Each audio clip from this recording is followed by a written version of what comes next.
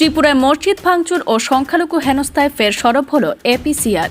সম্প্রতি এক অনলাইন সাংবাদিক সম্মেলনে রাজ্যের বিভিন্ন জায়গার সহিংসতার চিত্র তুলে ধরে এই ঘটনাকে দুঃখজনক আখ্যা দেওয়া হয়। দুঃখজনক বলার কারণ বলতে গিয়ে এপিসিআর কর্মকর্তা বলেন, পুলিশের সামনে এইসব ঘটনা ঘটছে, কিন্তু এখন পর্যন্ত পুলিশ দুষ্কৃতীদের গ্রেপ্তার করতে পারছে না। বরং বলা ভালো, পুলিশ এদের গ্রেপ্তার করার সাহস দেখাতে পারছে না। অন্যদিকে এমন বহু ঘটনা রয়েছে যেগুলি এখনও সামনে আসছে না বলে মনে করেন এপিসিআর কর্মকর্তারা। শুধু সদর অঞ্চলগুলির ঘটনাই সামনে আসছে। এইভাবে ত্রিপুরার পরিস্থিতি নিয়ে বিভিন্ন দৃষ্টিকোণ থেকে বিশ্লেষণ করেন এপিসিআর কর্মকর্তারা। शाहीन साहब जो सेक्रेटरी हैं एसआईओ ऑफ इंडिया के, मैं उनसे ख्वाहिश करता हूं कि वो अपनी बात रखें। शुक्रिया। अस्सलाम वालेकुम। जो अभी हो रहा, शफीक साहब से हम कनेक्ट नहीं कर पाए, सुल्तान साहब से, ये असल में कई दिनों से यही सिचुएशन है। हम लोग भी बहुत मुश्किल से कनेक्ट कर पा रहे हैं और 21 तारीख को शाम से हमें खबरें मिलना शुरू हुई। ये इंसिडेंट्स को आप देखेंगे तो एक्चुअली 15 अक्टूबर में ही पहला इस तरह का इंसिडेंट हुआ था। 19 को कुछ इंसिडेंट्स है, बट 21 से ऐसा लग रहा है कि पूरे स्टेट में कई जगह ये इंसिडेंट्स होना शुरू हुए हैं। और अभी जो हमने टैली की है, जो अलग अलग खबरें एसआईओ के एक्टिविस्ट और एपीसीआर के एक्टिविस्ट जो अलग अलग जगह त्रिपुरा में हैं, उनसे इसी तरह, मतलब बहुत खराब कनेक्शन और टूटे फूटे उसके बावजूद हम कंफर्म कर पाए हैं कम से कम इस एक हफ्ते में 21 इंसिडेंट्स हुए हैं ठोस हेट क्राइम्स के। इन इंसिडेंट्स में 15 ऐसे इंसिडेंट्स हैं जहां मस्जिदों पे डायरेक्टली अटैक हुआ है, मस्जिदों में तोड़फोड़ की गई है, वीएचपी के झंडे लगाए गए हैं। 3 मस्जिदें इसमें ऐसी हैं, पाल बाजार मस्जिद उन्नाकोटी डिस्ट्रिक्ट में, डोगरा मस्जिद गोमती डिस्ट्रिक्ट में और नरोला टीला मस्जिद विशालगढ़ में।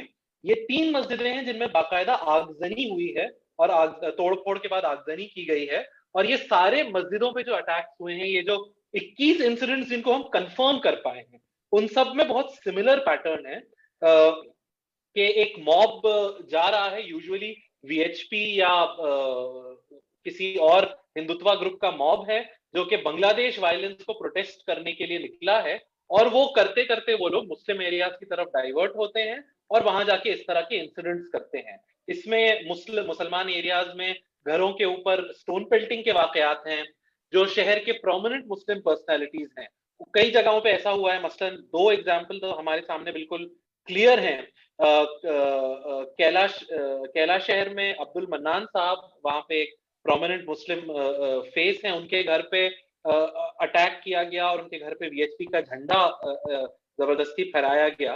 और एडवोकेट अब्दुल बासित खान धर्मानगर में, ये लोकल एडवोकेट भी हैं, लोकल लीडर हैं, पॉलिटिकल फिगर हैं, इनके घर को भी वैंडलाइज किया गया और वीएचपी का झंडा वहां पे लगाया गया। तो इस तरह के टारगेटेड इंसिडेंट्स, दुकानों में, मार्केट एरियाज में मुस्लिम हॉकर्स को मारपीट करके भगा देना, इस तरह के कंफर्म्ड इंसिडेंट्स तो 21 आए हैं, लेकिन हमें यकीन है कि इससे कहीं ज्यादा इंसिडेंट्स हैं। हमारे पास खबरें भी आई हैं जिनको हम पूरी तरह कंफर्म नहीं कर पाए हैं। इन इंसिडेंट्स को अगर आप देखें, जो कंफर्म हुए हैं, सिर्फ उन्हीं को अगर देखें, तो जैसा मैंने आपको बताया, पैटर्न तो ये है कि मॉब निकलता है, प्रोटेस्ट हो रहा है बांग्लादेश पे, वो डाइवर्ट होता है मुस्लिम एरियाज में, और उसमें भी आप देखिए सारी डिस्ट्रिक्ट्स में ये समझ में आ रहा है कि जो डिस्ट्रिक्ट सेंटर्स हैं, आमतौर पे वहां पे ये इंसिडेंट्स नहीं हुए हैं, बल्कि एडजॉइनिंग कस्बों में या थोड़े से रिमोट एरियाज में वहां पे ये इंसिडेंट्स हो रहे हैं। और मीडिया में जो पोर्ट्रेल किया जा रहा है सरकार की तरफ से, आपने देखा होगा 2-3 नेशनल आउटलेट्स ने भी जो खबरें कैरी की हैं, वो इसकी की हैं कि पुलिस ने 150 लोकेशन पे मस्जिदों को सिक्योरिटी प्रोवाइड की। तो मीडिया में ये जो बड़े बड़े डिस्ट्रिक्ट सेंटर्स हैं, वहां पे पुलिस तैनात करके और दिखा रहे हैं कि हम सिचुएशन को कंट्रोल कर रहे हैं, लेकिन एक्चुअली रिमोट एरियाज में पुलिस का प्रेजेंस नहीं है, या जहां पे पुलिस को कांटेक्ट किया जा रहा है तो पुलिस रेस्पॉन्ड नहीं कर रही है। कई जगहों पे एपीसीआर के लोगों ने जाके बाकायदा मेमोरेंडम दिए हैं डीएमएसपी को, उन्होंने आश्वासन दिए हैं कि हम पीस मीटिंग्स वगैरह कराएंगे, लेकिन इस बात को भी 3-4 दिन हो गए, उसके बाद से कोई ठोस एक्शन नहीं हुआ है। कहीं पे भी हमें न्यूज नहीं मिली है कि परपिट्रेटर्स को, ये जो 15 बड़े इंसिडेंट्स हैं जहां मस्जिदों को बाकायदा तोड़फोड़ की है, वैंडलाइज किया है, कहीं पे भी ऐसी खबर नहीं आई है कि परपिट्रेटर्स को गिरफ्तार किया गया हो, कस्टडी में लिया गया हो। तो प्रशासन की तरफ से क्लियर है कि मीडिया मैनेज कर रहे हैं, वो कुछ पीआर एक्टिविटी कर रहे हैं, लेकिन जो एक्चुअल इंसिडेंट्स हो रहे हैं उनको कंट्रोल करने की या परपेट्रेटर्स को गिरफ्तार करने की ऐसी कोई कोशिश अभी तक प्रशासन की तरफ से, एडमिनिस्ट्रेशन की तरफ से नहीं हो रही है। तो ये ओवरऑल सिचुएशन है और इसमें ऐसा लग रहा है कि स्टेट गवर्नमेंट भी और ऑपोजिशन पार्टीज भी वो मुस्तकिल इसके ऊपर बोल रहे हैं, तो वो बांग्लादेश को ही मुद्दा बना रहे हैं।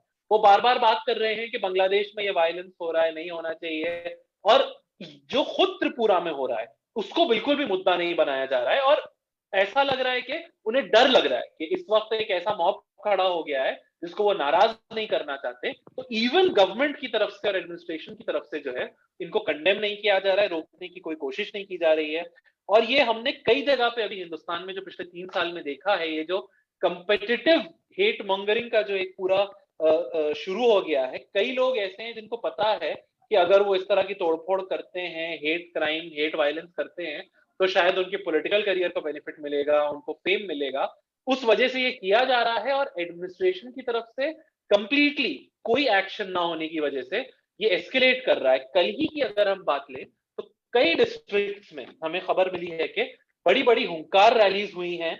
कुछ जगहों पे तोड़फोड़ की खबरें आई हैं, लेकिन क्योंकि हम कंफर्म नहीं कर पाए हैं इसलिए मैंने इस टैली में उनको इंक्लूड नहीं किया है। लेकिन एक्चुअली कल भी कई इंसिडेंट्स हुए हैं जिनकी पूरी खबर अब तक हमको नहीं मिली है, और कई जगहों पे हुंकार रैलीज हुई हैं। इन हुंकार रैलीज में पुलिस का प्रेजेंस भी है, लेकिन उनको रोकने का मतलब अगरतला वगैरह में कुछ बड़े जगहों पे तो शायद उन्होंने उन्हें मेन सिटी सेंटर में कंटेन किया है, लेकिन इंटीरियर एरियाज में जहां भी हुंकार रैलीज हुई हैं और ऐसे प्रोटेस्ट हुए हैं उसमें उनको कंटेन करने की कोई कोशिश नहीं की है। और जहां कंटेन किया भी है वहां पे हेटफुल स्लोगन, मुसलमानों को प्रोवोक करने के, प्रॉफिट को इंसल्ट करते हुए, कुरान को, इस तरह के इंसल्टिंग और प्रोवोकेटिव स्लोगन और हेटफुल स्लोगन्स भी लगाए गए हैं। और इन सब इंसिडेंट्स की तो मुझे लग रहा है कि इसकी कोई गिनती ही नहीं हो पाई है और अभी तक पूरी खबर भी नहीं मिल पाई है। तो अभी जी जी इस वक्त की सबसे जरूरी चीज है कि मीडिया में इस बात को और लाया जाए, इसको और अटेंशन मिले। और हम त्रिपुरा के लोगों से भी रिक्वेस्ट करेंगे कि अगर उनका माइक अभी कनेक्ट कर पाए हैं तो वो कुछ ग्राउंड सिचुएशन जी जी बताएं। अभी मैं देख रहा हूँ कि सुल्तान साहब ने लिखा है कि वो अवेलेबल हैं। अगर सुल्तान साहब अवेलेबल हैं तो आप फौरी ज्वाइन हो जाएं। शुक्रिया फवाद शाहीन साहब। जी ब्रदर अस्सलाम सुल्तान थे। वालेकुम। जी वालेकुम सलाम। जी फवाद शाहीन भाई ने लगभग जितने जगह पे अटैक हुआ है, जो डाटा हमारे पास है वेरीफाइड डाटा वो आपके सामने रखा है। मैं सिर्फ कल के जो सिचुएशन है, कल बेसिकली नॉर्थ त्रिपुरा डिस्ट्रिक्ट बहुत ही हीटेड थी, जहाँ से मैं बिलोंग करता हूँ। नॉर्थ त्रिपुरा डिस्ट्रिक्ट में रोवा पानी सागर बोल के एक जगह है, वहाँ पे उस रैली को बीएचपी, आरएसएस और हिंदू जागरण मंच की रैली को कंडक्ट किया गया। हम पहले देखे, पहले हमारे पास वीडियोस आए कि ये जो रैली चल रही है उसमें बहुत ही डेरोगेटरी स्लोगन्स लगाए जा रहे हैं, जिसको मैं यहाँ पे बोल भी नहीं सकता हूँ। ये रसूल सल्लल्लाहु अलैहि वसल्लम के शान पे गुस्ताखी होगी, ऐसे नारा है। मुल्लो तुम यहाँ पे नहीं रह सकते हो, ऐसे नारा है। तो ये जो, और हमने इस वीडियोस में देखा कि पुलिस और टीएसआर उस रैलीज को प्रोटेक्शन दे रही है। इसके बाद शाम आते आते हमारे पास ये सब रिपोर्ट भी आने लगी है कि वो लोग मस्जिद को तोड़ने जा रहे हैं, रैली वायलेंट हो चुकी है। नॉर्मली अगर हम देखें तो पहले से जितने भी रैलीज हो रही है इन लोगों की, सभी वायलेंट, बहुत ही एग्रेसिव रैलीज थी। मैक्सिमम रैलीज लास्ट तक जाते जाते वायलेंट हो जाती थी। और इस केस में भी कल भी रोवा पानी सागर में देखा कि ये रैली लास्ट में वायलेंट हो गई और मस्जिद की तरफ बढ़े। लेकिन वहाँ पे लोकल लोग मस्जिद के सामने आ गए, मस्जिद के सामने आके ह्यूमन चेन बना दिया और वहाँ पे इकट्ठे हो गए मुस्लिम लोग मस्जिद को बचाने के लिए। फिर वो लोग आगे नहीं बढ़ पाए और कुछ दूर से सीएबल डिस्टेंस से, या फिर आप बोल सकते हो वॉकेबल डिस्टेंस से, वो लोग एक मार्केट पे, वहाँ पे एक मार्केट था, मार्केट पे 4-5 दुकान पे पहले अटैक किया, फिर उनको जला दिया, जला के राख हो गए, जिसका वीडियो फुटेज आज आके हमारे पास पहुंचा है। तो इसके चलते धर्मनगर में कल रात जो कि यहाँ का सदर है, धर्मनगर में पूरा धर्मनगर सब डिविजन में 144 जारी कर दिया गया। सिमिलर टाइप ये जो कल शाम को जो इंसिडेंट हुआ है, इसके कंडेम के लिए इसको प्रोटेस्ट करने के लिए कैला शहर जौनपुर डिस्ट्रिक्ट में आता है, वहाँ पे मुस्लिम लोगों की एक प्रोटेस्ट रैली निकाली गई। तो कैला शहर और धर्मनगर में धर्मनगर के कदमतला बोल के एक जगह है, वहाँ पे मुस्लिम्स लोगों ने ये जो त्रिपुरा में सीरीज ऑफ अटैक्स हो रही है उसके खिलाफ प्रोटेस्ट किया है कल मुस्लिम लोग बाहर आके। इसके बाद ये जो प्रोटेस्ट खत्म होने के फौरन बाद कुछ ही घंटों में पुलिस ने धर्मनगर और कैला शहर पूरा सब डिविजन में 144 लागू कर दिया गया। अभी सवाल ये उठता है कि इतने दिनों से पूरा त्रिपुरा में बहुत सारी जगहों पे वायलेंस हो रही है, मुस्लिम लोगों की प्रॉपर्टीज तोड़फोड़ की जा रही है, मस्जिद को तोड़फोड़ की जा रही है, लेकिन 144 जारी नहीं किया जा रहा है, या फिर किया जा रहा है तो बहुत कम समय के लिए। और जहाँ पे मुस्लिम्स बाहर आके ह्यूमन चेन बना के पीसफुल तरीके से अपनी प्रॉपर्टीज को रक्षा करने की कोशिश कर रहे थे, लगभग 100-200 लोग, वहाँ पे उन लोगों को डिस्पर्स करने की कोशिश की जा रही है। इनफैक्ट डिस्पर्स किया जा रहा है और फौरन कुछ ही घंटों में 144 लागू कर दिया गया।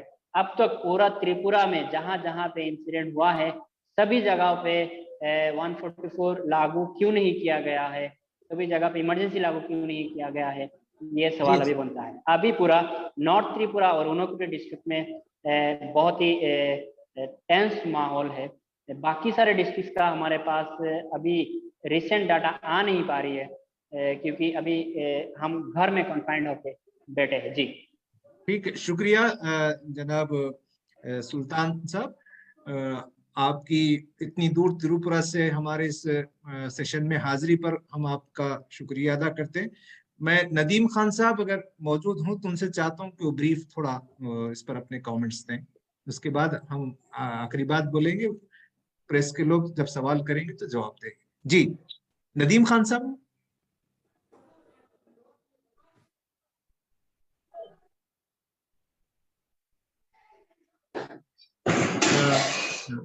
जी शुक्रिया मलिक साहब, ये सारी बातें आ चुकी हैं और ये लगभग हम सब लगातार देख रहे हैं कि 20 तारीख से जो है वो मैसेजिंग चल रही है, प्रेस के लोगों को भी बात रखी जा रही है, लेकिन जिस तरह से त्रिपुरा में कंटिन्यू सारी चीजें चल रही हैं तो वो मेजोरिटेरियन फॉर्म ऑफ डेमोक्रेसी का बहुत खतरनाक और बहुत डेंजरस ट्रेंड जो होता है वो हम लोग देख रहे हैं। पिछले आज पूरे 11 दिन हो चुके हैं, 15 से ये इंसिडेंट स्टार्ट हुए थे और कहीं भी रुक नहीं रहे हैं। कल शाम तक के भी इंसिडेंट्स रिपोर्ट किए जा रहे हैं, लेकिन वहाँ कई लोगों ने ये भी कहा कि हम अगर जाने का भी प्लान बनाने की कोशिश कर रहे हैं, दूसरे स्टेट्स के जो जर्नलिस्ट अगर वहां जाना चाह रहे हैं तो उनको इंटीरियर में जाने की परमिशन नहीं दी जा रही है, क्योंकि majority of the incidents interior के हैं। तो जो जर्नलिस्ट वहां जाना चाह रहे हैं, जो उसको कवर करना चाह रहे हैं, तो उनको भी कोई जाने की परमिशन नहीं दी जा रही है। बाकी एक दूसरा एंगल ये है कि उस पर सरकार जो है वो अपना इतना PR मैनेजमेंट स्ट्रॉन्ग कर रखी है कि वो बार बार बता रहे हैं कि देखिए साहब हमने क्या कर दिया, हमने तो जो है मस्जिदों में सिक्योरिटी लगा दी। और वो अगरतला की कुछ मस्जिदों के फोटोग्राफ्स जो हैं वो सब जगह लगातार मेन स्ट्रीम मीडिया में घुमाए जा रहे हैं, लेकिन उस पे उसके आगे जो कार्रवाई होनी चाहिए वो कहीं कोई कार्रवाई नहीं हो रही है। दूसरी बात यह कि लगातार जो बांग्लादेश की बात हो रही है, तो हम सबको ये भी देखना पड़ेगा कि बांग्लादेश में जो नंबर ऑफ अरेस्ट हैं, वहाँ जो इंसिडेंट हुए हैं वो इंसिडेंट इनिशियल 3 डेज या 4 डेज के इंसिडेंट्स हैं। उसके बाद वहाँ पर जो मोर देन 500 अरेस्ट हुई हैं, उसके बाद वो सारी चीजें नॉर्मल हो गई हैं। लेकिन वहाँ की सरकार का जो रिस्पॉन्ड था, अगर उससे यहाँ पर जो कुछ त्रिपुरा में हो रहा है उस यहाँ की सरकार के रिस्पॉन्ड को देखते हैं तो समझ में आता है कि यहाँ सरकार चाहती ही नहीं है कि ये सारी चीजें रोकी जाएं। जिस तरीके से जो लोग उसको कवर करना चाहते हैं, उस पर लिखना चाहते हैं, उनको सेक्शन 144 का हवाला देकर, सिचुएशन खराब होने को का हवाला देकर ग्राउंड में जाने ही नहीं दिया जा रहा। लेकिन ग्राउंड में ये पूरी परमिशन है कि आप जुलूस निकालकर, आप प्रोसेशंस निकालकर और हंगामा मचाते रहें। तीसरी बात यह है कि हम सबको मालूम है कि एक लंबा अरसा वहां पर CPM की सरकार रही है और उनका बहुत इन्फ्लुएंस है। सिर्फ पिछले चुनाव में ही वो चुनाव हारे हैं, लेकिन उन सब के बावजूद सीपीएम के लोगों का, कैडर का इस पूरे इशू पे ना बोलना शायद ये आने वाले जो वक्त में इलेक्शन है उसकी मजबूरी हो सकती है। लेकिन एक सिविल सोसाइटी जिसमें हम रहते हैं और जिसमें लेफ्ट के लोगों का एक बड़ा रोल है, उनका खामोश रहना अपने आप में बहुत सरप्राइजिंग है। और इससे लगता है कि मुस्लिम्स के अगेंस्ट जो वायलेंस हो रहे हैं और जो इलेक्शन में मेजॉरिटी कम्युनिटी का लोगों को वोट चाहिए, उसके चलते सब ने इस बात को एक्सेप्ट कर लिया है कि लगातार 15 दिन तक वायलेंस होते रहेंगे और हम उस पर कुछ नहीं करेंगे। बाकी हम सब इस उसमें हैं, हमारी टीम के लोग और तमाम दूसरे लोगों से भी हम कांटेक्ट कर रहे हैं, जो जर्नलिस्ट हैं या जो एक्टिविस्ट हैं उनसे भी हम कांटेक्ट कर रहे हैं। और लेकिन समस्या सिर्फ सरकार की तरफ से ये आ रही कि वो ग्राउंड पे लोगों को नहीं जाने दे रही। लेकिन जिस टाइम भी ये परमिशंस मिलती हैं तो हम लोग उसमें एक डिटेल रिपोर्ट वगैरह निकालेंगे। शुक्रिया। शुक्रिया जनाब नदीम खान साहब। अब इस मौके पर जो लोग प्रेस से जुड़े हुए हैं और हमारे इस सेशन में शरीक हैं, वो हम लोगों में से नूरुल इस्लाम साहब से भी, फवाद शाहीन साहब से भी, नदीम खान साहब से भी, या वहाँ के हमारे दोस्त सुल्तान हैं और शफीकुर रहमान हैं, उनसे बात कर सकते हैं। तरीका ये होगा कि वो या तो मैसेज बॉक्स में या फिर हैंड राइज करें। मैं हुज़ैफा से दरखास्त करता हूँ कि वो एक चंद सवालात हम लें, उसके बाद हम इसको कंक्लूड करेंगे। ब्यूरो रिपोर्ट, तरंग टीवी।